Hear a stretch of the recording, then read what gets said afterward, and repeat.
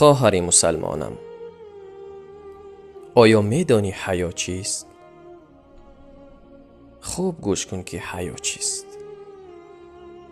حیا آن است که وقتی در هنگام ضرورت بیرون می روی چشمان خود را به پایان بیندازی. خواهری عزیزم، حیا آن است که وقتی در هنگام ضرورت با نامحرم سخن گفتی صدای خود را نازک نکنی. حیا آن است که در انجام نیکی ها و عبادت پیشه بگیری و تواضع داشته باشی. خواهر گلم، حیا آن است که در نزد نامحرم نخندی.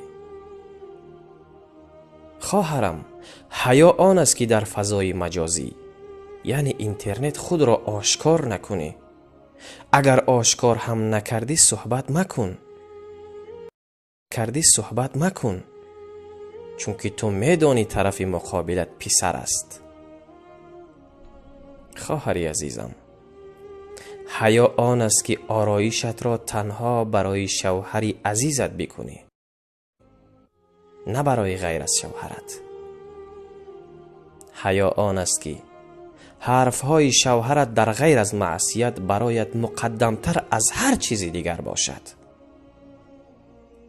خواهر گلم، میدانم حجاب داری، نماز هم میخوانی، روزه میگیری، اما شوهرت را راضی میکنی و یا اینکه نه؟